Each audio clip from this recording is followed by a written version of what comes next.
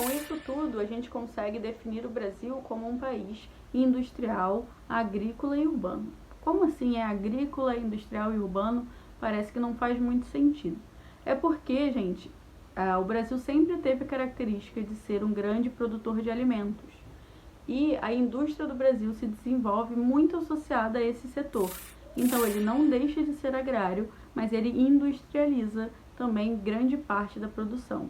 Além disso, a gente viu lá na época que, no bimestre passado, quando a gente falou de questões agrárias, que a formação, né, dessas indústrias tem muito a ver, né, com o setor de alimentos. E como assim isso está dependente? Que agora, né, você produz alimentos baseados nas necessidades da indústria e do mercado, e não necessariamente para atender a sua população. Então, uma coisa está associada à outra. Eu não deixo de ser agrícola, mas eu também agora sou industrializado.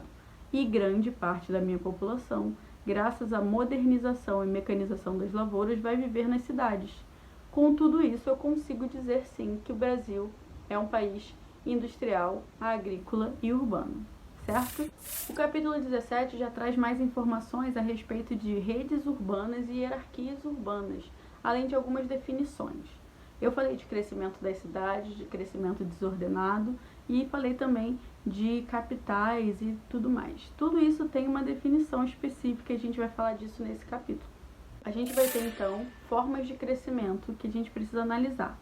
Primeiro, olhe assim para a sua cidade, olhe para onde você caminha, olhe pela sua janela e veja se em algum lugar por perto tem grandes prédios, prédios altos. A abertura do capítulo na apostila traz o edifício Wiz Khalifa, não sei se é o Wiz Khalifa, mas é Khalifa alguma coisa, lá de Dubai, se eu não me engano, que tem mais de 150 andares. Não é o caso de Duque de Caxias, eu acho que vocês já repararam. Grande parte também por ser uma região metropolitana, uma cidade da região metropolitana e também muito próximo ao aeroporto. Existe um controle da altura dos prédios, ali na 25 de agosto, por exemplo, que não pode ultrapassar tal limite por causa da rota dos aviões.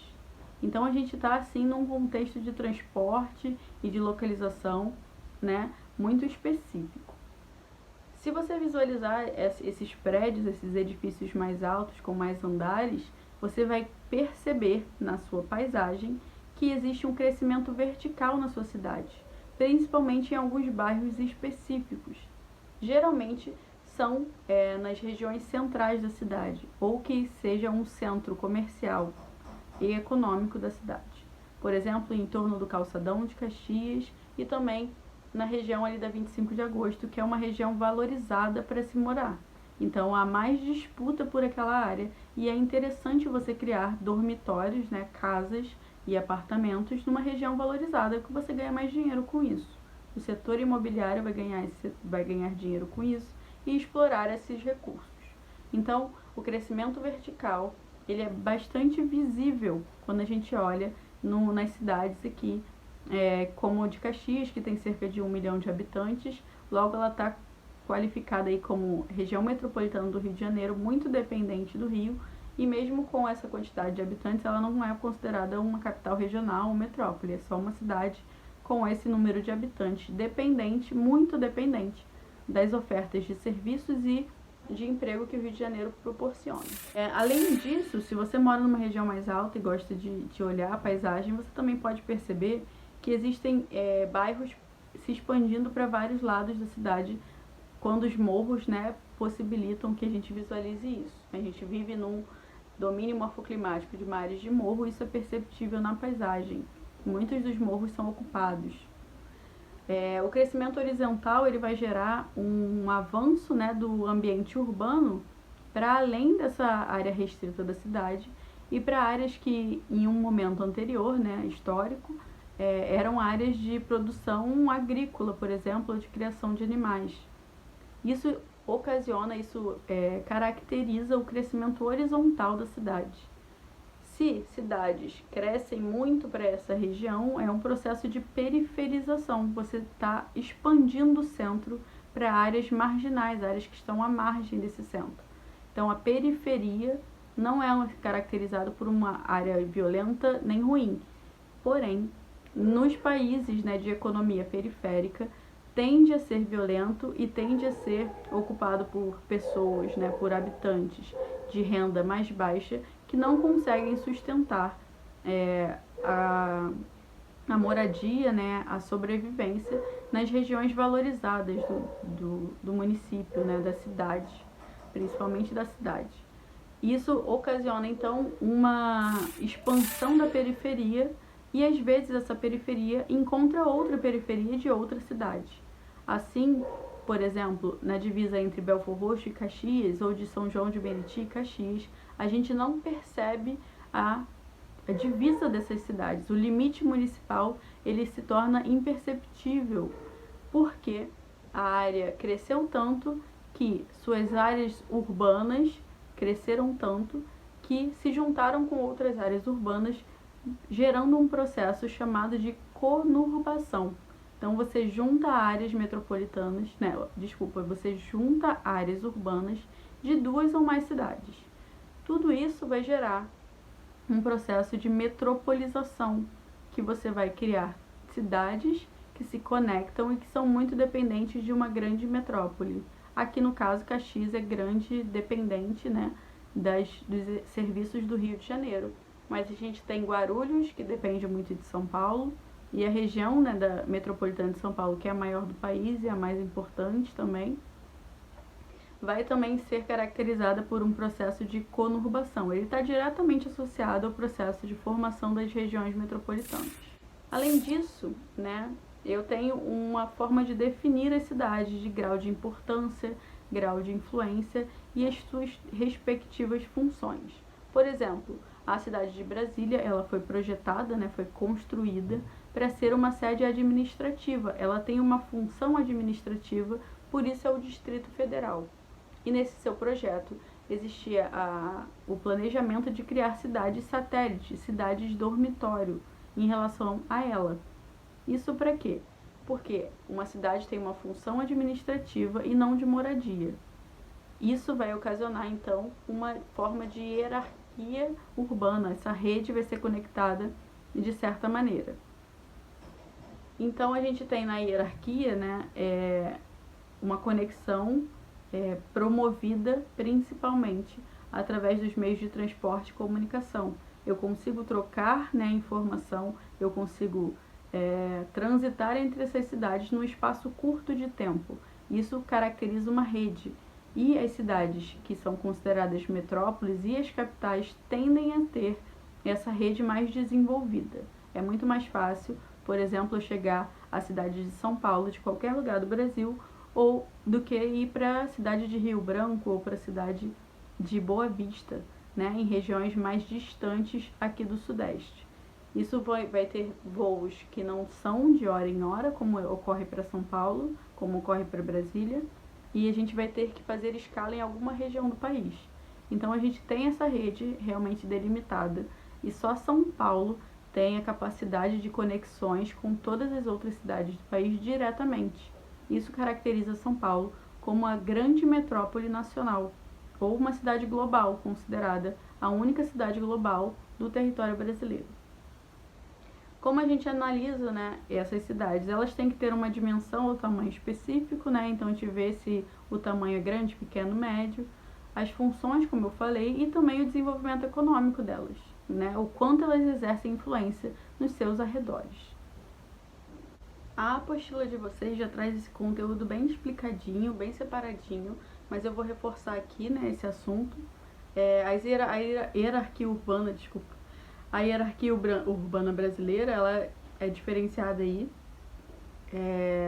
como cidades globais, que a gente só tem uma, né, como eu falei, São Paulo. Dentro dessas cidades globais, a gente vai ver isso, vocês vão ver isso, ter contato com isso já no ensino médio, ou pelo menos até o 9º ano, que dentro das cidades globais existem subdivisões e por aí vai, com características específicas. Mas não é o momento, a gente precisa saber até onde ir agora. Então a cidade global que a gente tem no Brasil unicamente São Paulo, apesar de que dentro dessas características há a possibilidade de o Rio de Janeiro ser incluído, mas nesse quesito aqui vamos concentrar só em São Paulo, que, como eu falei, concentra a sede de empresas, tem conexão para qualquer lugar do país e também do mundo, né? Eu não consigo ter um voo direto, por exemplo, do Rio de Janeiro para Dubai, mas São Paulo tem. Então, essa é uma grande diferença também, a possibilidade de conexão com outras partes do mundo que São Paulo possibilita aqui no Brasil. Nas metrópoles nacionais, aí o Rio de Janeiro sim entra, né? Ele é uma metrópole que é conhecida e tem influência cultural no Brasil inteiro. Muito da imagem do Brasil no exterior está relacionado à paisagem do Rio de Janeiro, o Cristo Redentor, as praias e a cultura como do samba, por exemplo. Então isso caracteriza ele uma metrópole nacional, além da sua importância econômica. As metrópoles regionais, elas vão estar mais conectadas aí com a ideia das capitais, principalmente as capitais do Sudeste e do Sul, e algumas do Nordeste, como Salvador, Recife e Fortaleza, que são as maiores. Mas basicamente, né, a gente tem grande concentração dessas capitais regionais, ou essas metrópoles regionais, aqui no Sudeste, devido a toda a formação e economia que foi concentrada aqui desde sempre. Outras definições possíveis são capitais regionais, né, que aí englobam mais de 70 cidades, né, que tenha menos de 1 milhão de habitantes. Os centros regionais que vão de 20 a 45 mil habitantes, então existe sim essa definição através do número de habitantes, e aí a gente diferencia as capitais que são regionais, os centros regionais, que não são capitais, e também os centros locais muito menores, em uma grande quantidade no Brasil, né? São mais de 4.400 centros locais, que vão ter aí uma influência muito local mesmo, muito dentro do seu próprio município. Essa hierarquia, então, ela está nesse mapa, e aí a gente consegue perceber a hierarquia e a rede criada por causa desses processos de conexão, de comunicação, de transporte também, que também tem a ver com o avanço industrial, com o avanço das tecnologias promovidas aí através das revoluções industriais que a gente já viu. Vocês percebam que São Paulo, né, está se conectando com grande parte do país nesse mapa, e o Rio de Janeiro também é considerado aí uma metrópole nacional em sua relevância e importância, e Brasília foi construída para ser também a conexão entre o litoral e o interior do Brasil. Logo, ela vai ter grande importância para interligar, né, essa área mais concentrada do país para a área norte, que é a menos povoada, né, que a gente tem menor concentração populacional. E o que acontece com o passar do tempo, né? Não a gente está vivenciando a história e também as mudanças do espaço geográfico. Com o tempo, né, a forma que a indústria se desenvolveu, a forma que a gente se comunica, a forma que a gente vive e trabalha, ela tem muito a ver com todos os processos econômicos, industriais e urbanos que a gente percebe no mundo. E a gente consegue ter uma noção de mudança na rede urbana quando a gente tem a criação de novos polos de indústria e novas áreas de ocupação. Então a gente percebe recentemente, a gente viu principalmente depois dos anos 2000, né, dos governos já do PT, partindo já até o momento atual, que é o do Jair Bolsonaro, a gente conseguiu perceber que foram inaugurados, né, e promoveram polos industriais nas regiões centro-oeste, na região nordeste. Isso tem muito a ver com um processo de desmetropolização. Não quer dizer que as metrópoles deixaram de existir, mas que essas antigas metrópoles vão abrir espaço para novas cidades médias se tornarem grandes e novas cidades grandes se tornarem um dia uma metrópole, concentrar a população e também fábricas e atividades econômicas que estão em ascensão. Além disso, gente, tem uma questão que muito se debate na geografia, nesses estudos urbanos, que é o conceito de megalópole. O que é uma megalópole? Aqui no Brasil a gente não tem especificamente, né, oficialmente uma megalópole, mas a gente tem uma possibilidade dela surgir, né, efetivar de fato, entre as cidades de São Paulo e Rio de Janeiro. São Paulo já tem uma grande rede, né? A região metropolitana, como eu falei, é a maior do país, é a mais importante economicamente, é a que concentra a população, emprego e e oferta de emprego grande. A cidade de Campinas, a cidade de Guarulhos, a Baixada Santista e o Porto de Santos, né, com grande dinâmica econômica. E, além de tudo, todo aquele processo de desenvolvimento do café do Vale do Paraíba deu espaço também, através da criação da Companhia Siderúrgica Nacional, né, no governo do Getúlio Vargas, da Petrobras, de todo o sistema de ferrovias de Minas para o Rio, para o escoamento de produção de minério. Então, toda essa estrutura criada ao longo do tempo fez com que o Vale do Paraíba fosse ocupado por novas ações, né, por novas atividades. Com isso, é possível se perceber um começo, né, um desenvolvimento de uma megalópole. O que é a megalópole?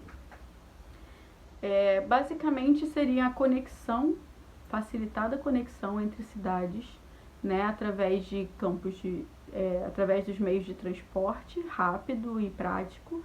Então, por exemplo, a qualquer hora eu consigo ir a um aeroporto no Rio de Janeiro e me conectar com a cidade de São Paulo, com voos de 35 minutos a 45 minutos. Então, isso já me possibilita uma conexão rápida em transporte. Além de tudo, a gente tem uma rede de comunicação muito bem desenvolvida entre essas cidades. E através também do meio de transporte rodoviário. Recentemente foi de novo debatido a criação de uma ferrovia de trens rápidos que conectassem essas cidades, muito porque elas são eixos econômicos importantes e isso geraria também um ganho econômico para o Brasil, uma dinâmica econômica melhor, mais moderna. O grande empecilho disso, né, claro, é a geografia, né, com a ocorrência das serras, com a dificuldade de você criar uma linha férrea nesse relevo, né, ela tem uma dificuldade. E a gente não consegue definir ela como uma megalópole. No Brasil a gente ainda não tem essa formação de fato, porém há a possibilidade disso se tornar uma megalópole com um desenvolvimento melhor do meio de transporte e também dessa dinâmica econômica facilitada aí pela rede de comunicação e telecomunicações no Brasil. Então, basicamente, esse é o conteúdo trazido pelo material que a gente tem, né, que é a apostila. Eu vou solicitar as atividades da aula de hoje e também disponibilizar o material que eu falei sobre a correção dos exercícios. Vou colocar ele agora, né, nesse período, e